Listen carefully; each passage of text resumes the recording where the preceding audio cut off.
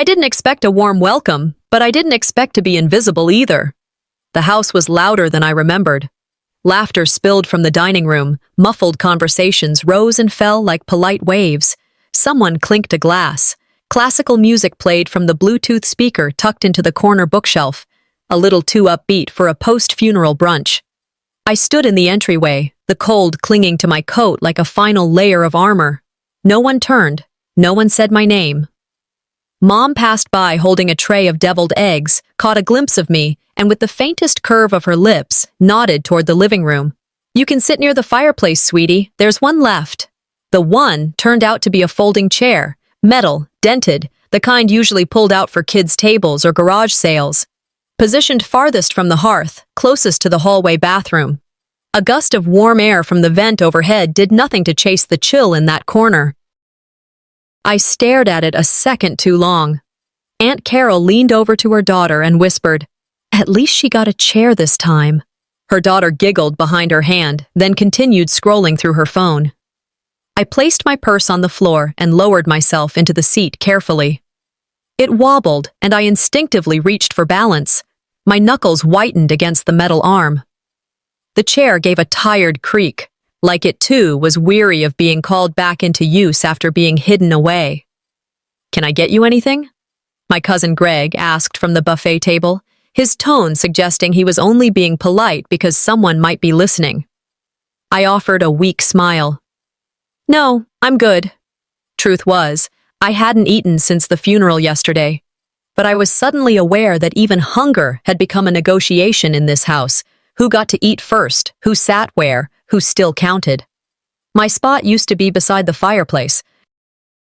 Every Christmas, every Thanksgiving, I'd sit between Grandpa and Aunt Ellie, trading jokes about store-bought stuffing.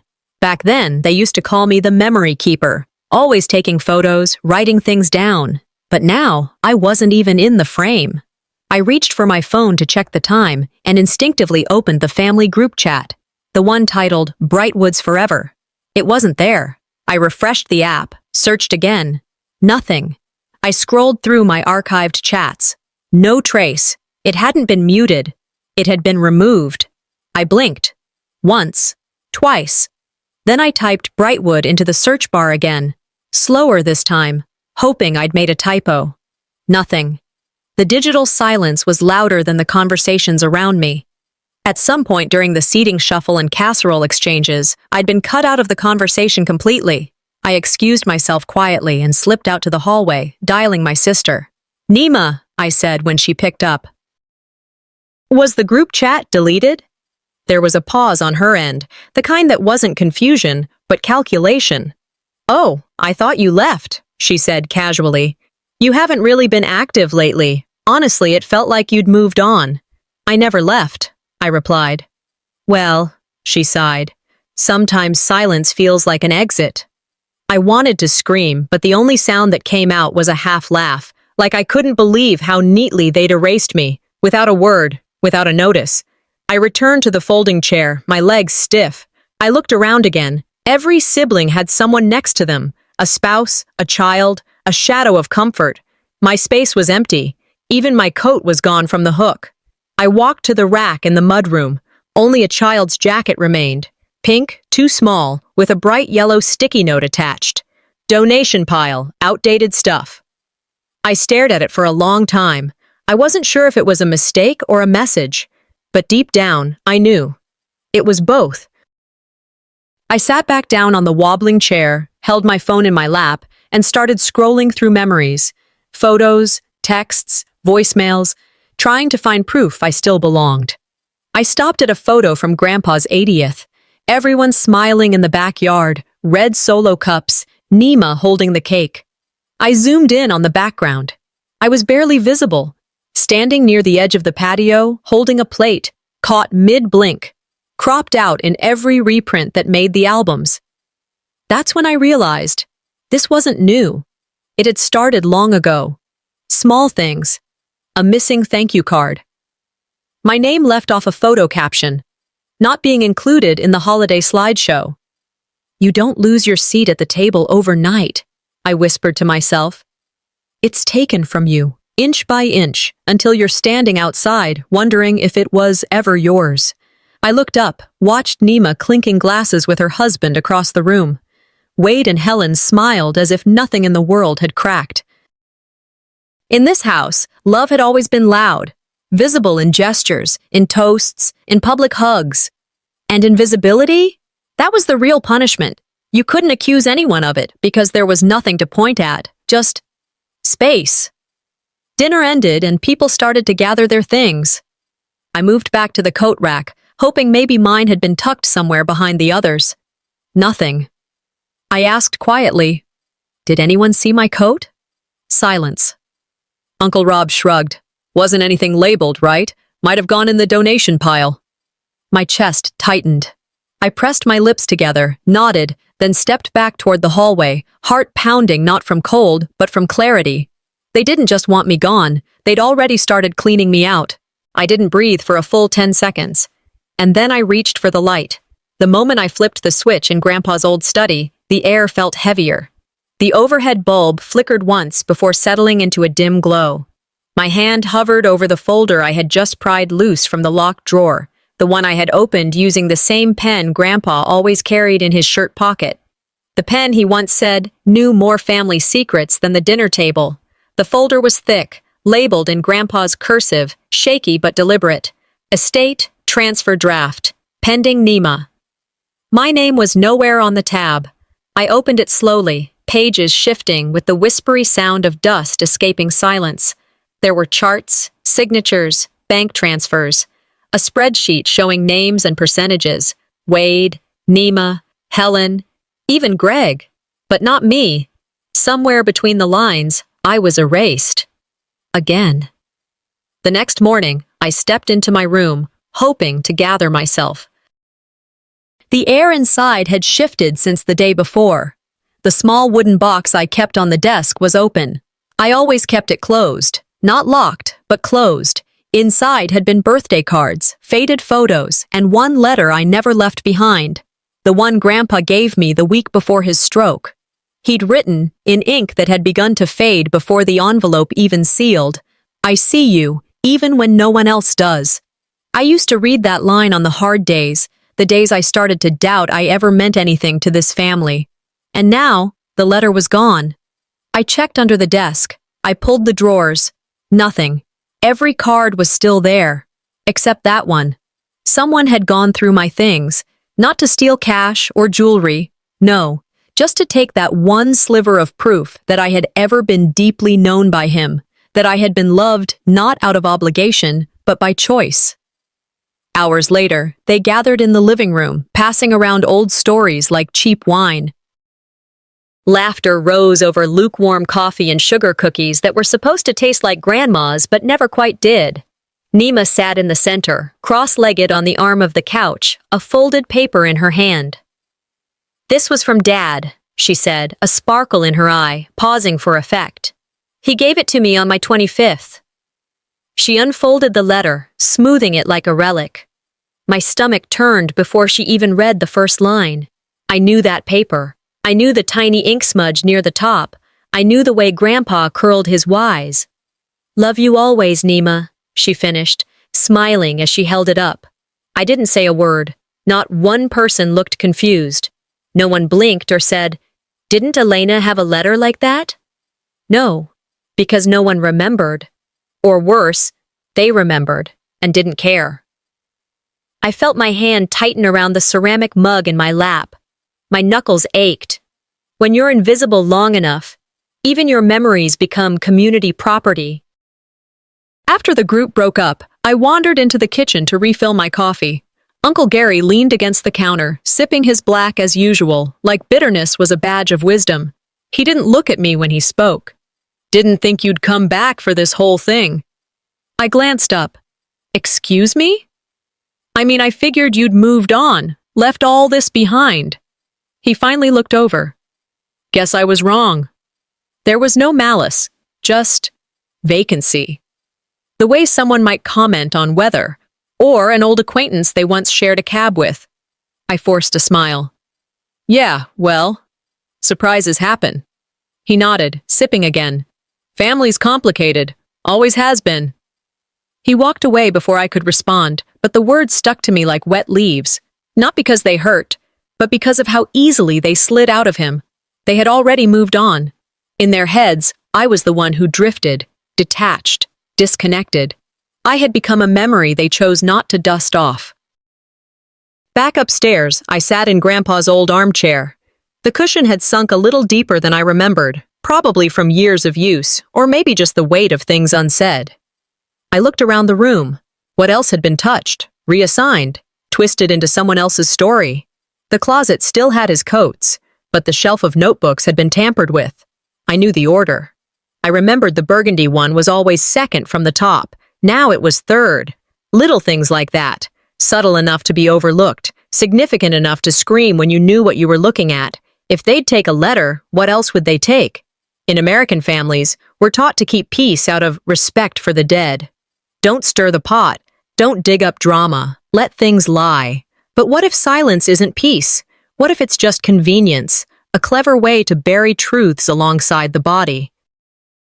If I don't speak up now, I whispered to myself, I may vanish from more than just the family chat.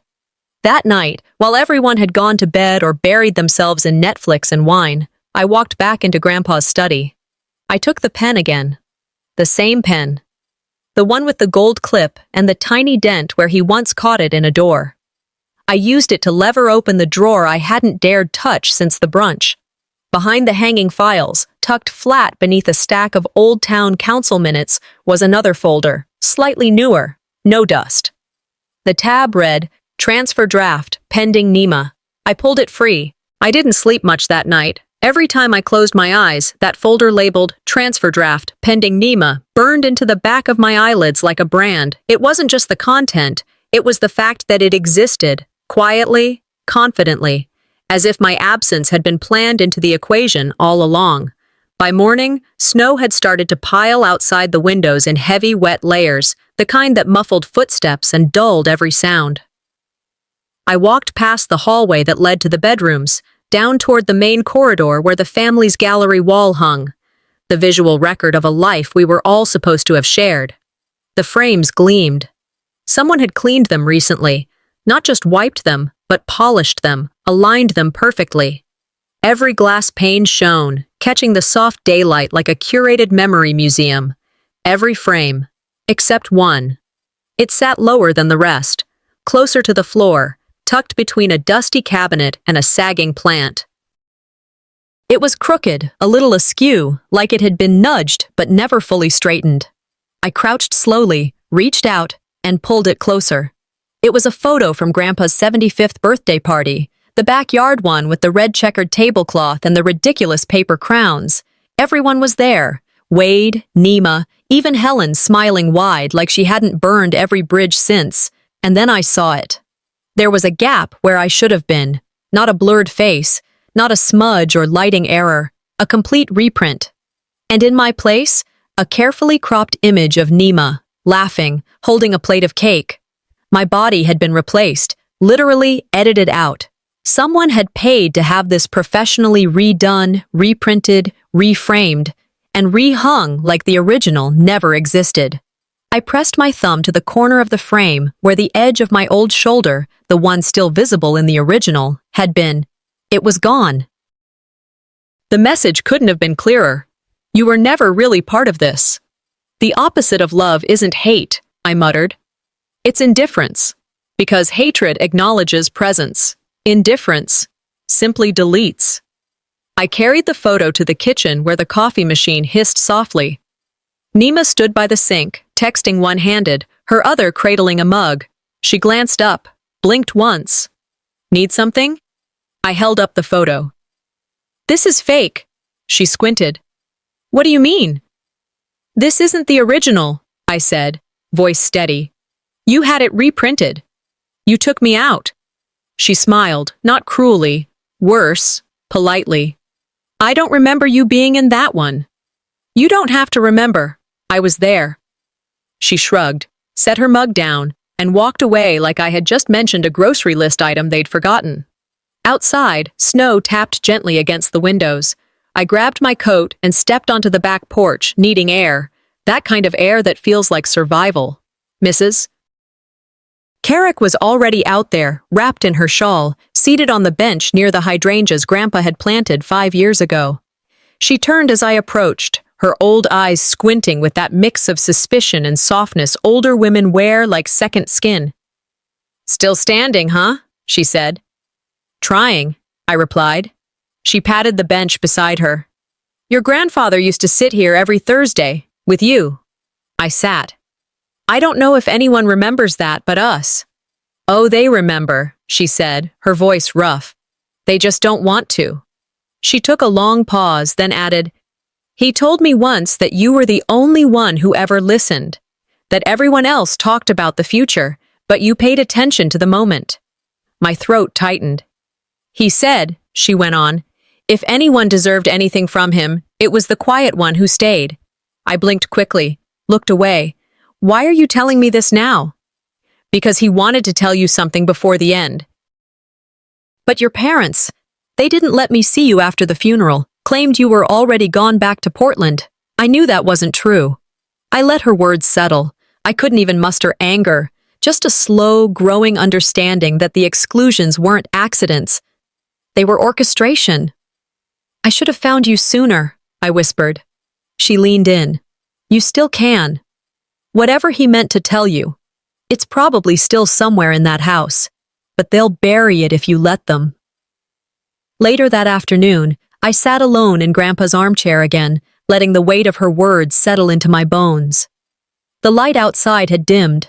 Snow had nearly buried the rose bushes by the front porch, the same ones I helped him plant when I was 12. I stared at them through the window and thought about all the ways they had chipped away at me over the years. Not loudly, quietly, a missed credit here, an unacknowledged suggestion there, a missing name on a thank you list. A cropped photo, a lost letter. "How long have they been doing this?" I said aloud, as if the walls might answer, and then out loud again. "If they insist I was never here, I'll leave proof they can't delete." Because silence hadn't saved me, compliance hadn't protected me, but truth, written, dated, documented, that was something they couldn't repaint.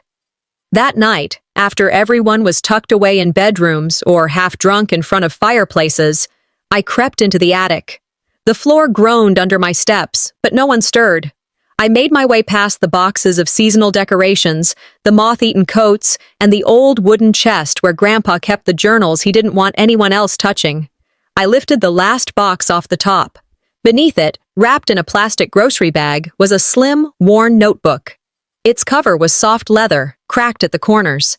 The label on it, handwritten in the same blue ink Grandpa favored, read, "Letters never sent. E."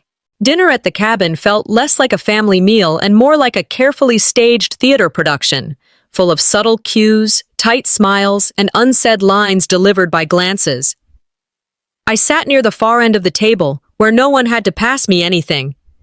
My plate was the last to be served, a scoop of dry stuffing and a pale slice of turkey, placed without a word. They were already halfway through their first course when I sat down. No one waited. No one noticed. Nima sat 2 seats down, her posture immaculate, her voice rising above the rest with just the right amount of charm to fill the room.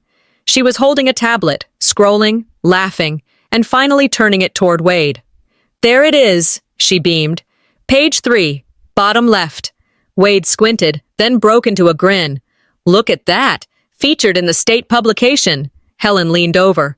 "Well, it's about time your work got proper attention." I tilted slightly to get a view of the screen. My breath caught. The headline read, "How One Woman is Revitalizing Rural Health Initiatives." Below it, a polished photo of Nima. Perfect lighting, blazer sharp. But what made my stomach clench wasn't the image, it was the body of the article. They were my words. Word for word, phrases I'd drafted years ago with Grandpa for the community wellness plan. Paragraphs I remembered scribbling in notebooks, refining beside his fireplace with tea growing cold beside us. "I drafted the whole thing," Nima said casually, "while juggling 2 PR campaigns. Honestly, I barely had time to eat." Wade let out a proud chuckle. This is what legacy looks like, building on family values. I opened my mouth, but before I could speak, Helen's fork clicked softly against her plate. "Don't start," she said without looking at me. "This is her moment." My hand curled under the table, nails digging into my palm. I stared at the tablecloth, the same floral pattern Grandma once embroidered, now stretched tight over truths warped and hidden beneath it. How long had they been replacing my truth with her version? Sometimes, I thought, theft doesn't happen in the dark. It happens under candlelight, with applause. After dessert, an overly sweet pecan pie that no one had the courage to say was too dry, people scattered into side conversations. I slipped into the pantry under the guise of looking for more napkins. Helen followed a few minutes later, probably thinking I needed scolding. I turned before she could speak. "Why wasn't my name in the acknowledgments?" She raised an eyebrow. "Excuse me?" "The project, the wellness initiative. I co-wrote it. You know that. Grandpa knew that." She sighed, not annoyed. Worse, bored. "You didn't finish it. Nima did." "That's not true." Helen crossed her arms. "You were never consistent, Elena. You always started things. Got emotional. Drifted. Your grandfather..." She trailed off, eyes narrowing. "He was sentimental, but not always practical. I'm trying to protect what he built, from sentimentality." My jaw clenched. "You mean from the truth?" "I mean from embarrassment." Her voice dropped. "Don't make this harder than it already is. Don't embarrass yourself trying to rewrite a story no one else remembers." She walked out, leaving the pantry door swinging behind her. My chest tightened. Not from sadness, from the sheer absurdity of it. My name, my work, my memories, all replaced by prettier versions, easier versions, versions that didn't make them uncomfortable.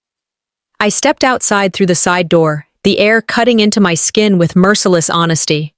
Snowflakes brushed my cheeks like icy fingers. I didn't brush them off. They felt more real than the people inside. I whispered to the night, "I don't need them to say I'm worthy. I just need to prove it. On paper. In voice. In record." I stood there for several minutes, letting the cold numb my face, my hands, but not my thoughts. The plan began forming. Sharp. Deliberate. Grandpa's old safe. The one buried in the back of the woodshed, behind the loose boards. I remembered the combination. He made me memorize it when I was 16. "Just in case," he said. Maybe this was the case. I turned back toward the house. As I stepped up onto the porch, I heard voices through the frosted window near the living room. "She's going to be a problem," Helen murmured. "She always has been," Nima said smoothly. "We'll handle it before the will reading." The meeting was called a logistics session, but everything about it felt like a performance. I stepped into the living room turned boardroom and immediately saw how they had arranged the space. Folding tables lined up in a rectangle, legal pads stacked, pens lined like soldiers. Each chair had a printed name tag. Wade. Nima. Helen. None for me. There were only 6 chairs, even though 7 people had been invited. I stood for a moment, unsure whether to wait or grab a chair from the dining room. No one offered. No one looked up. Then the assistant from Mr. Alden's office walked in. Some intern-looking young man named Jeremy with slicked hair and a MacBook, and began calling roll. Wade Brightwood present. Helen Brightwood present. Nima Brightwood present. Arlene. He paused. Is Arlene here? I felt something inside me pull taut. It's Alina, I said, calmly but clearly. Jeremy blinked at me, flustered. Oh. Sorry, guess the autocorrect picked the wrong name. Nima chuckled under her breath. At least you were on the list this time. I turned toward her, met her gaze, but she didn't flinch. Wade scribbled something on a paper and kept his head down. Helen adjusted her scarf like the sound of my voice was a draft of cold air. Jeremy didn't even ask how to spell my name. Just mumbled, got it, and moved on. I sat in the only chair left, the one without a tag. I've answered to the wrong name my whole life, I murmured to no one in particular. Today I won't. Jeremy launched into a summary of the agenda, full of phrases like family harmony, intentional legacy, and respect for the vision. His tone was chipper, professional, and entirely detached from the undercurrent in the room. Then, midway through the discussion, the topic shifted to Grandpa's community project, the wellness initiative he and I had spent countless evenings drafting. "I'll take over that file," Nima said smoothly. "I already have the vendor contacts and the community engagement plan in motion." "You always did have a good eye for rollout strategy," Wade chimed in. Helen leaned back. "It's just like when you handled the holiday campaign for the city. You always execute so cleanly." Jeremy smiled as he typed. "That's good to hear. Execution is what matters." I opened my mouth. "Actually," Helen cut in, "Elena, you always had lovely ideas. Big ideas, but Nima's the one who gets things done." Wade added without even looking at me. "Execution is what legacy is built on, not dreams." It wasn't the first time they'd said something like that. But hearing it now, in this context, with my notebook still sitting in my bag, made something click. "You dream. She delivers." That was the phrase. In that moment, I was back at age 12, sketching redesigns for the community library reading room. Nima took them, traced over them, and won a school award. Age 15. I wrote the essay for the state youth program. She submitted it. Her name was on the plaque. It wasn't random. It was a pattern. A polished, rehearsed, well-supported pattern.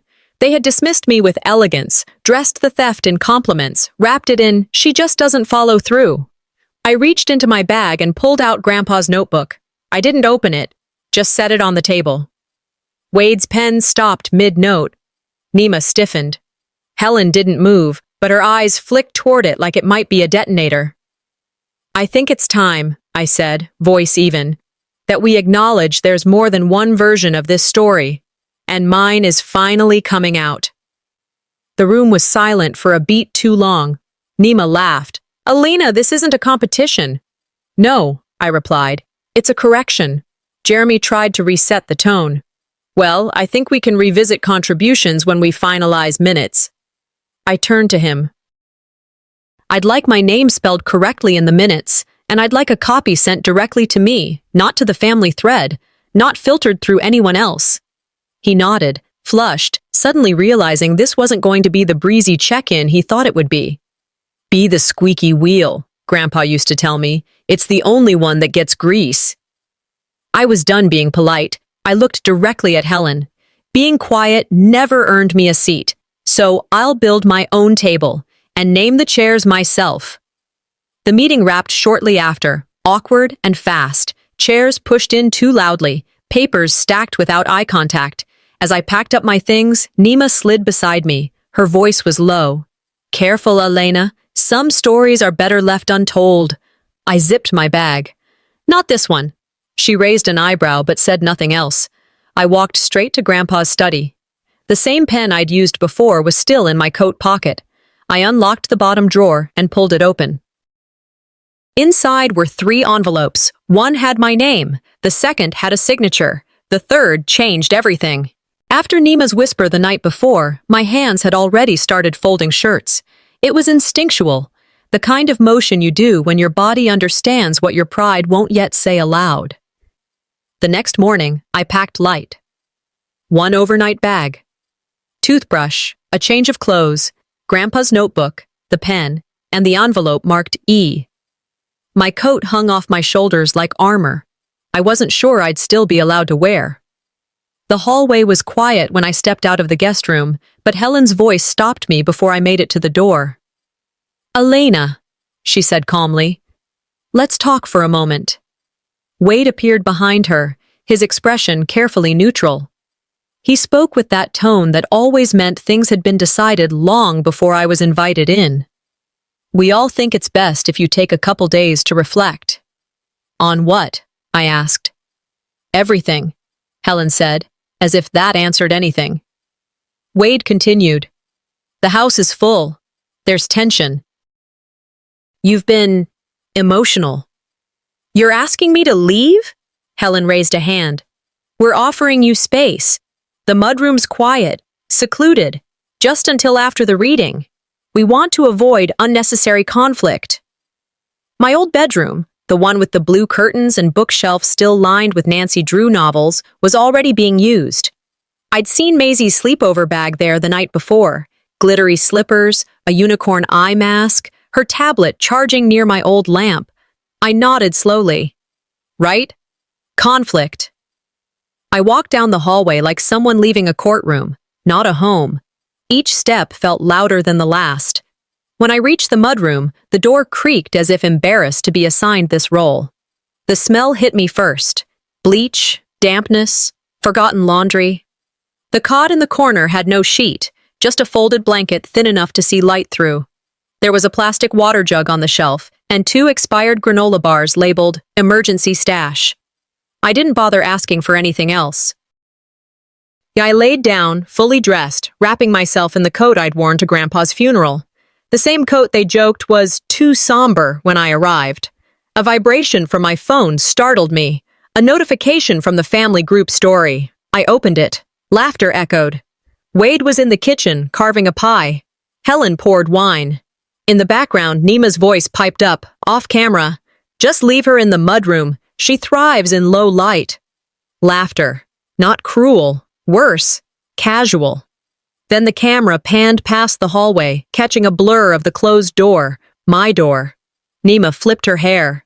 The clip ended. I stared at the screen, unmoving. Not shocked. Not even angry. Just awake. TikTok buzzed next. Maisie had posted another family tour video. I hesitated, then tapped play. Her voice was chipper. Okay, here's the guest rooms, the reading room. Oh, and this.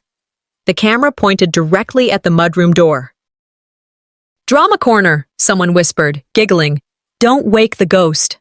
The caption, the haunted hallway. I turned off the phone, set it face down. My throat didn't close up. My eyes didn't sting. I wasn't crying. Humiliation doesn't always sting. Sometimes it clarifies. They filmed me like a punchline, for likes, for views, for little dopamine hits from strangers who didn't know the context but would eat up the narrative. Poor little family scapegoat. I sat up slowly, reached for the envelope from Grandpa, the one they didn't know I had. Inside were ledgers, carefully noted, transactions from 15 years ago. A handwritten memo about a bank meeting. Dates, signatures, his initials. The folder wasn't a threat. It was a map. They had the house. I had the records. I looked down at the yellowed paper and felt something I hadn't felt since I was 21 and walked away from a publishing deal because they wanted to erase my name from a co-written piece. Fire. The quote echoed in my mind. The most dangerous person is the one with nothing left to lose. I whispered, no more quiet, no more hiding. The air around me didn't change, the floor didn't shift, but something inside me locked into place. Later that evening, after the family had turned to board games and the second bottle of wine, I sat in the corner of the mudroom and opened my laptop. My fingers hovered over the keys for a second before I started typing. Subject, estate document discrepancy. 2. Mr. Thomas Alden. CC, self, Dear Mr. Alden, I hope this message finds you well. I'm writing to request a private consultation. I have reason to believe that elements of the estate documentation may have been altered or omitted. Supporting documents are attached. I'd like to meet, urgently. Best, Alina W.W. Brightwood. I attach scans of the memo and ledger pages, compressed into a single PDF. My finger hovered over send, and then I tapped. Outside, the wind howled, not like a threat, but like applause. The invitation didn't come directly, it was forwarded. A short message from a junior assistant at the event planning firm passed through 3 different inboxes before it landed in mine. Dear Alina, as a family member, we welcome you to attend the Legacy Celebration in honor of Harold Brightwood's community contributions. The words tasted rehearsed, polished. The venue was the City Hall's atrium. Grand, echoing, full of light, and yet somehow colder than any snowstorm outside. I arrived early, wanting to walk through the space before the speeches began. The walls were dressed with banners in soft navy and cream, phrases like vision, leadership, continuity repeated like wallpaper. A full, wall-length timeline stretched across the back. It started with Grandpa's childhood photos, Moved through the decades, his time in the military, the launch of Brightwood Industries, the housing initiative he founded in the 80s. Then, abruptly, it pivoted. The final third of the timeline wasn't about him. It was about Nima. There she was, in crisp black and white photos, captioned with quotes I recognized, quotes I had written, in journals, in pitch decks, in late-night sessions by Grandpa's side. The centerpiece was a gold plaque under her portrait. Preserving his vision, one project at a time, Nima Wade. I stared at it for a long time. My breath shallowed. Every word on that wall was mine. Every phrase came from my drafts. Every strategy from conversations Grandpa and I once had when the rest of the family thought he was done thinking. A small group hovered near the plaque. One woman, dressed in a bright red blazer, smiled as she turned to Nima. "Your grandfather would be so proud of you," she said. Nima nodded graciously. "He was a great man. I'm just doing my part." Our eyes met across the room. Her smile didn't falter. I pulled out my phone and began taking pictures. Every panel, every quote, every page of the commemorative book that conveniently omitted my name. I didn't say a word. I didn't have to. The evidence was louder than any protest. That night, the message arrived in the family chat, the same one I'd been re-added to, reluctantly, days prior. From Helen. "Alina, it might be best you don't attend the full ceremony tomorrow. Tensions are high. Let's keep things elegant." Elegant, that was her word for sanitized, for silent. I stared at the screen.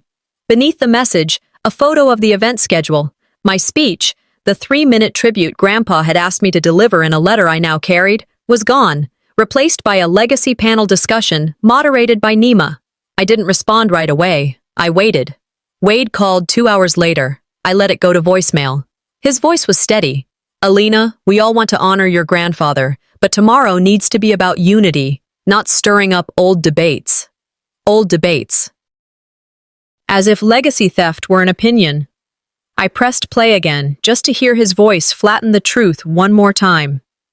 "They didn't just steal my words," I whispered to the dark. "They want to bury my voice." The next morning, I didn't go to the hall. I went back to the study, to Grandpa's chair.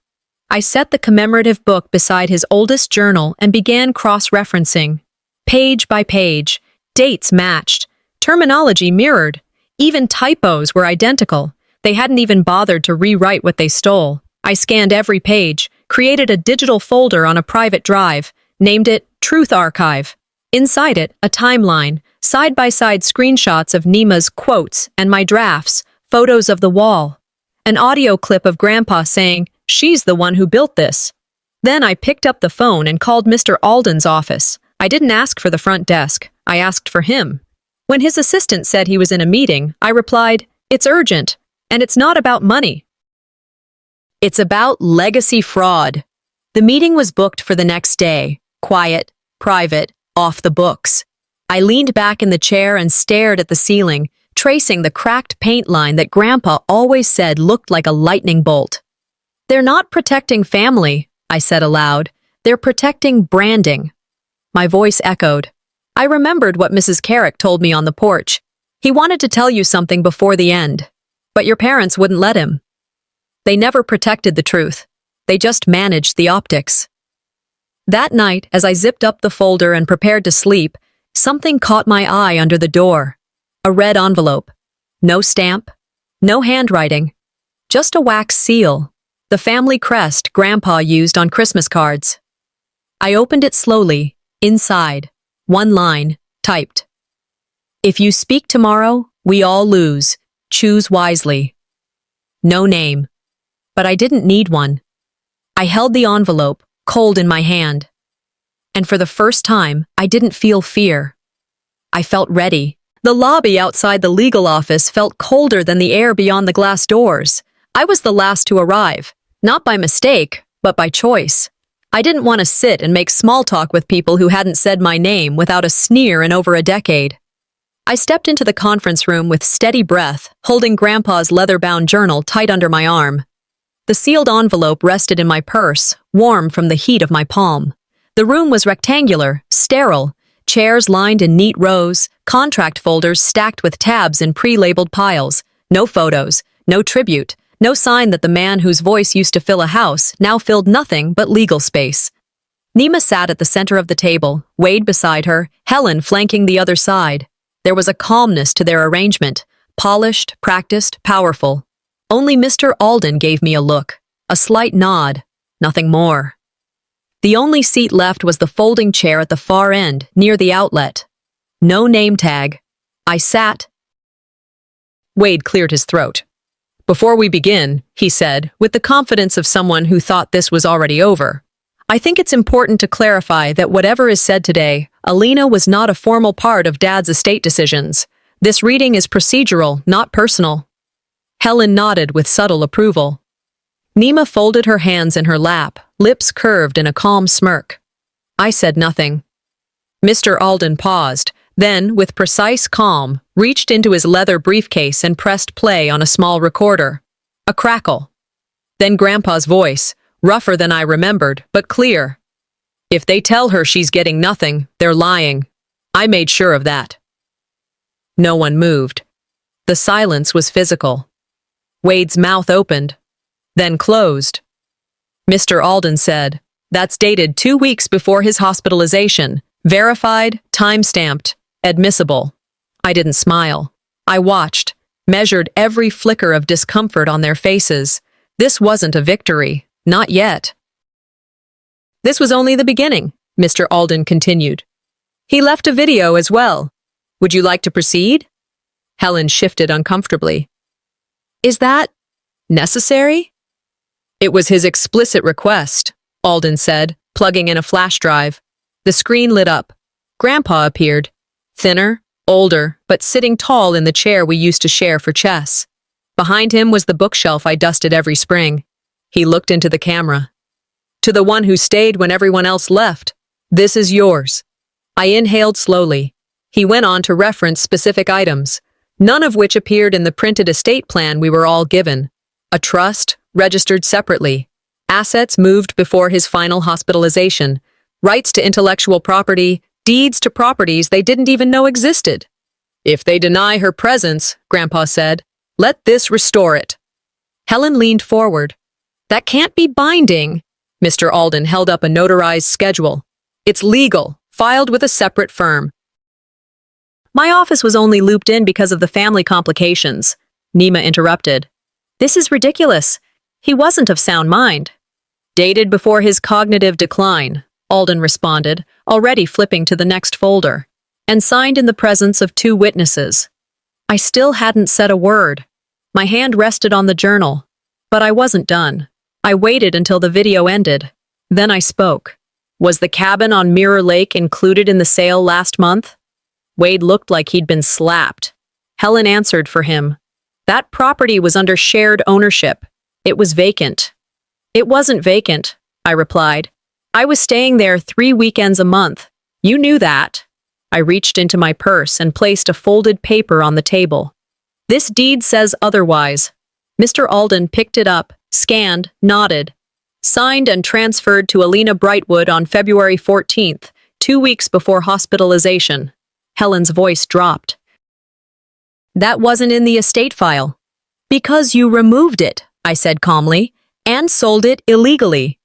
Mr. Alden pulled another folder from his case. "The sale will be voided, and restitution, both legal and financial, is forthcoming." Voices began rising. "She doesn't even want the legacy." Nima's voice cracked. "She wants to tear it apart." I looked at her. "No, I want to take back what you repainted with your name." Mr. Alden closed the final file. "The rest of the will is now suspended," he said, "pending a full audit." Everyone stood, some arguing, some pretending not to care. I stayed seated. My journal sat open now. No more secrets. Just as I stood to leave, I noticed something under my chair. A small folded card. No handwriting on the outside. I picked it up and opened it. "You may have won today, but this war is bigger than paper." I folded it slowly and placed it in my pocket. This wasn't over. The house didn't erupt. It imploded. Quietly, Not a slammed door, not a single raised voice, just silence so sharp it threatened to split the drywall. I walked back to the guest room, not my childhood room, not anymore, and shut the door behind me. No one followed, no one checked in. The floor creaked as I crossed to the window, breath fogging the glass as I watched the snow collect across the driveway, untouched. Like Wade's apology, still waiting at the threshold of his mouth, unwilling to cross. My ears still rang with Grandpa's voice, the clarity of it, the weight. I'd replayed it again on the recorder Mr. Alden had sent to my email. If they tell her she's getting nothing, they're lying. Some relatives left without a word after the will reading. Others averted their eyes in the hallways like I was contagious. The ones who stayed behind buried themselves in red wine or phone screens, pretending they had nothing to confront. I sank onto the edge of the bed and opened my notebook, the one Grandpa had given me years ago, the one with the blank page I never threw away. He'd handed it to me after one of our long nights sketching out ideas for the community initiative, said it was just in case. I always assumed it was sentimental. Now, I wasn't so sure. Holding it under the reading lamp, I tilted the page at an angle, and faint ridges emerged under the light. I grabbed a pencil and gently rubbed the lead across the surface. Slowly, like watching a message appear in invisible ink, the words surfaced. If they ever deny you the truth, you know where to find it. H. I stared. Below that, faint but legible, came rows of names, figures, dates. A transfer log, bank information, meetings, confidential donor names. The draft copy of the proposal, the one Nima paraded as hers, was rooted here. It wasn't just a letter, it was a map, a backup plan, a ledger of truth. They hadn't just cut me out. They'd taken what I built and stapled their names to the front. This page, this was my receipt. Beside the notebook on my desk sat the second envelope Grandpa had left for me. I hadn't opened it during the will reading. Too many eyes, too many distractions.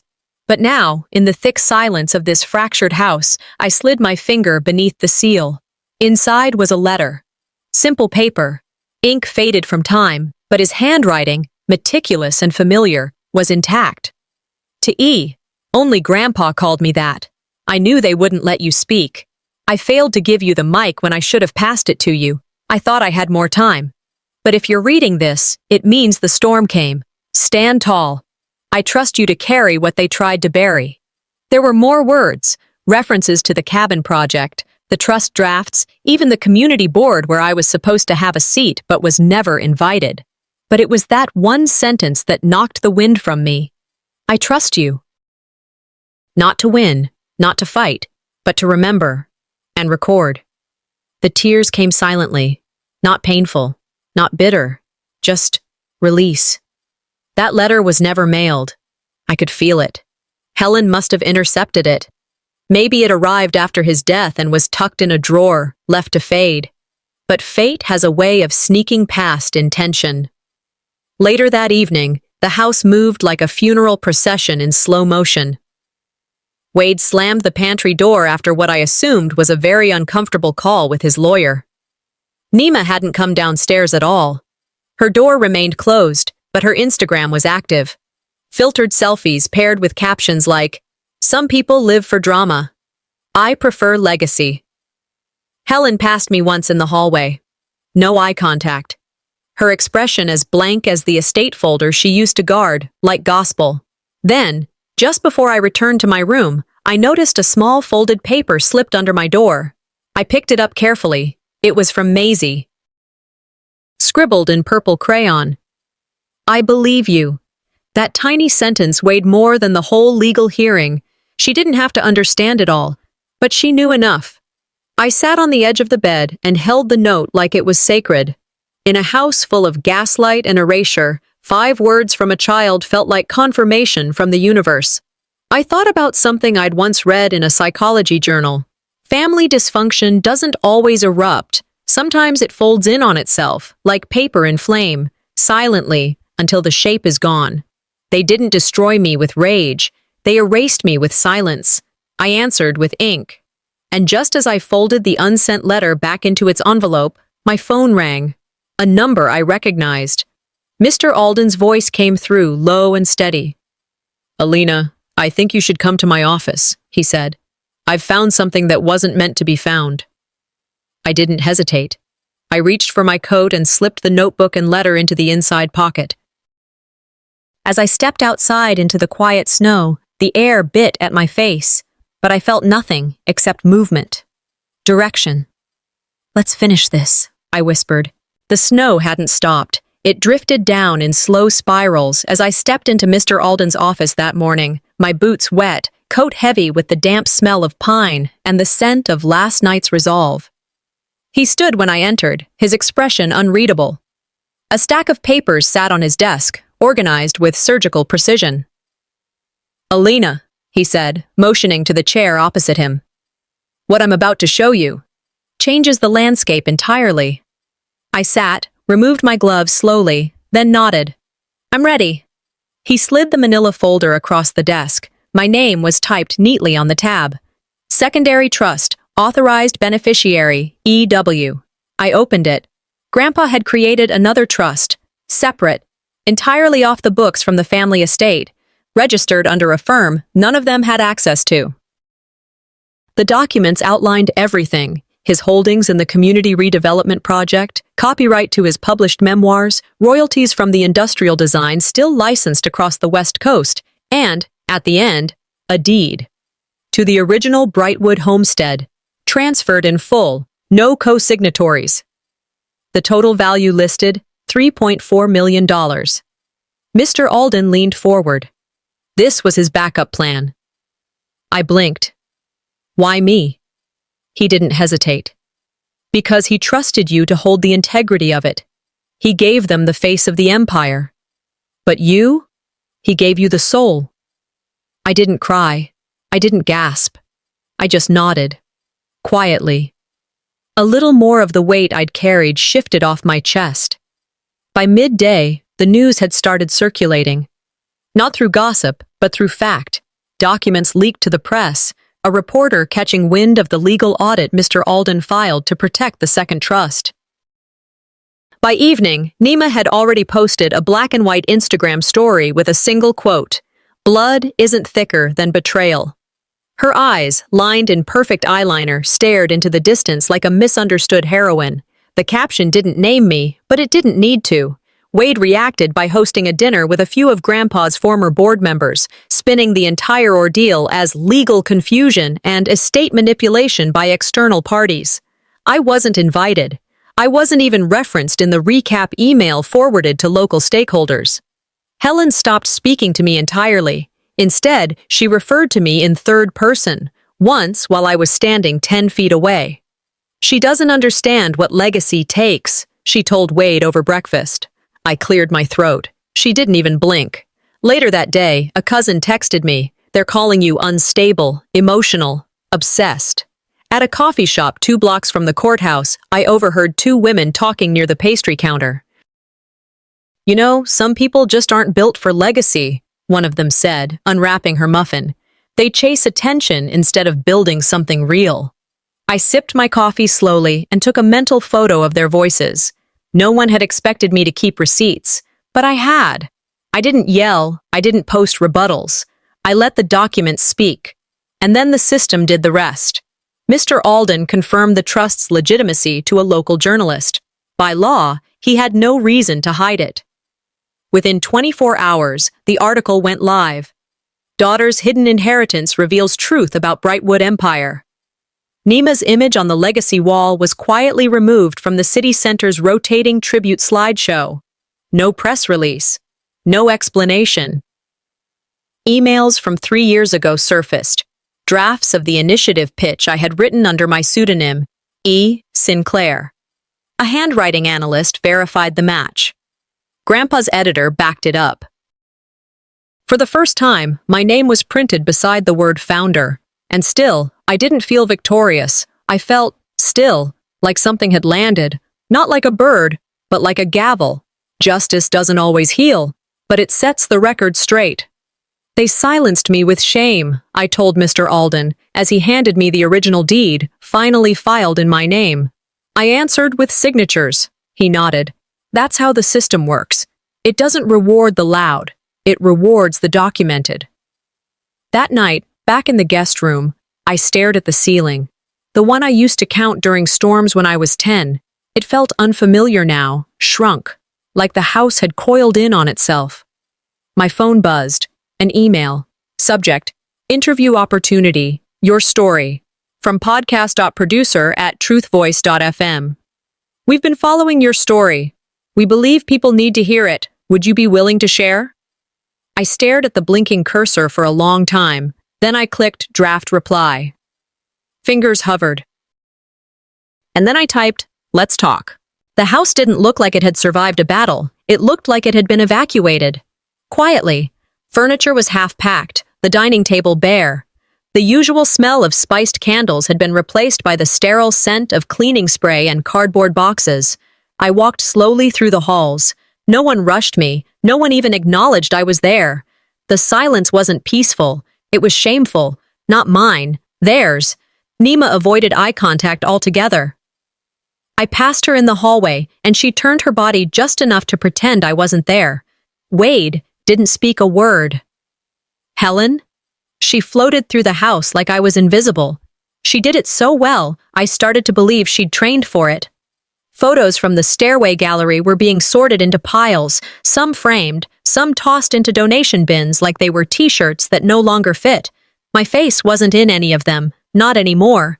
History wasn't just being rewritten, it was being scrubbed. I found my coat by the front closet, half buried under a pile of scarves. As I reached for it, Maisie came up behind me, holding a cookie in one hand and her favorite plush bunny in the other. She looked at me and tilted her head. Are you the helper lady from the attic? My breath caught. I crouched to her level, eyes suddenly stinging. No, sweetie, I said gently. I'm the one they forgot to tell stories about. Maisie blinked, then smiled and offered me her bunny. I kissed its nose and handed it back. She ran off, completely unaware that her question had been the sharpest blow I'd taken since this all began. I wasn't angry at her.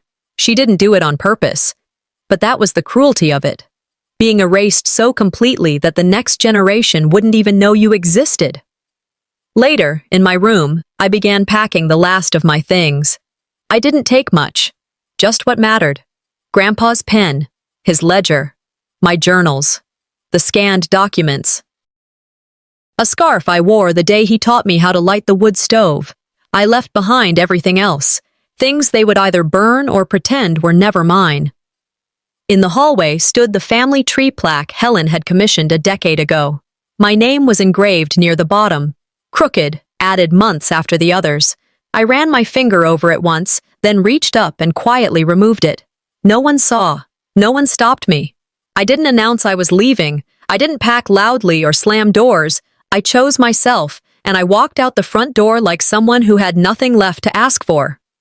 As I reached the front steps, I thought of something Grandpa once told me when I was 8 and refused to finish a puzzle. Quitting doesn't mean you failed. Sometimes it means the picture wasn't worth finishing. Back in my cabin, I made tea. The space was small, but it was mine. My laptop sat open on the table, the screen lighting up the room more than the dim lamp. I clicked on the application I'd been working on for the past week, a grant request to a small foundation supporting women who had been silenced, overlooked, dismissed. I attached the letter, the video, the scanned documents. In the final field, where it asked for a closing statement, I typed, "You never heard my voice. Now you will." Then I hit submit, not out of anger, not out of revenge, but out of release. I wasn't chasing closure anymore. I was building something beyond the ruins. People talk about reconciliation like it's holy, like it's the only noble ending. But not every scar needs a handshake. Some just need room to heal. Closure, I realized, is personal. It doesn't always include the ones who broke you. I didn't win. I walked away whole. Later that night, I checked my voicemail. One new message. I played it on speaker while I folded laundry. Wade's voice crackled through. If you ever want to talk, I'm sorry. For all of it.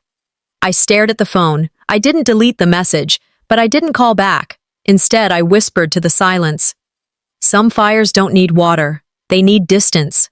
The auditorium was full. I stepped onto the stage of the Haynes Town Hall with nothing but one folded piece of paper in my hand. No podium, no PowerPoint, just me, and truth that refused to stay buried. They'd removed me once. Now they had no choice but to invite me back. Officially, the program had called it a legacy celebration. But everyone in that room, including the mayor, the press, and the donors, knew this wasn't a tribute. It was a reckoning. Nima sat in the front row, flanked by Wade and Helen. They wore expressions more rehearsed than sincere, blank canvases for damage control. Her phone rested in her lap, screen still lit, as if she couldn't risk not managing the optics for even one moment. I inhaled, turned toward the audience, and instead of starting, I turned slightly to my left. "Mr. Rake," I called. From the side of the stage, a familiar figure stood. He looked the same, flannel shirt, calloused hands, eyes that carried stories in the creases. The builder who worked with Grandpa on the cabin, he walked up slowly, envelope in hand. "Many of you don't know me," he said, addressing the room. "I was Harold's carpenter. He asked me to hold on to something for safekeeping, said there might come a time when someone tried to change the story. He wanted this to survive that." He handed me the envelope. I held it high, then opened it slowly, pulling out the document inside. The projector lit up with the scanned copy. It was a signed and notarized deed. Legacy rights, future projects, community grants, charitable titles, all entrusted to me. To the one who held the nails when others held microphones. A wave of murmurs swept through the crowd. Mr. Rake stepped back. I stayed still. Then I unfolded my paper. "Legacy," I began, "isn't just about what you build. It's about who you build it with." They erased me from the picture. "But I built the frame." I paused. My grandfather didn't leave behind an empire. He left behind blueprints, for people, for places, for values. I read the letter Grandpa had never been allowed to publish. The one the family had claimed was inappropriate, too divisive, too sentimental. In it, he acknowledged my work, on the housing initiative, on the trust expansion, on the recovery strategy after the 2008 crash. He wrote of nights by the fire drafting visions no one else took the time to shape. He called me his partner in rebuilding the future. "My name may not have been stamped on plaques," I said, voice steady, "but my fingerprints are all over the foundation." Silence. No applause. Just stillness. "I'm not here to ruin anyone," I finished. "I'm here to finish what he started, without lies." I stepped down. The consequences moved quickly. By the following morning, headlines splashed across digital pages. The woman they tried to erase was the one who wrote it all. Wade's donors pulled funding from his leadership project. His seat on the town redevelopment board was vacated 2 days later. Nima's PR firm lost 2 major contracts. Quietly, her team stopped mentioning the community initiative on her website. Her social media fell silent. No more filtered wisdom under sepia-toned coffee mugs. Helen disappeared from community events, citing health leave. No more front-row seats. No more behind-the-scenes orchestration. And me? I received a letter from the Brightwood Foundation. They offered me Grandpa's board seat, not as a formality, but as acknowledgement. This time, the invitation had my name printed in bold. No one misspelled it. "American legacies are built on paper," a journalist wrote, "but real ones are built on silence finally broken." I didn't feel victorious. I felt grounded. They used my quiet as consent. Now they were forced to hear me, with no room to interrupt. As I left the building, a young woman approached me outside. She wore a navy coat with frayed sleeves, her hands clutching a worn leather folder. "Excuse me," she said. Her voice trembled. "I'm sorry to bother you." I turned to face her fully. "My mother," she said. "She was like you. She worked behind the scenes. She died last year. No one ever told her story. No one ever thanked her. I found this in her desk." She opened the folder. Pages yellowed with time. Her mother's handwritten outlines, ideas, plans stamped under someone else's name. "Will you help me tell it?" she asked. I nodded. I smiled. This was never just about one family, I told her. It was about every woman who built in the dark,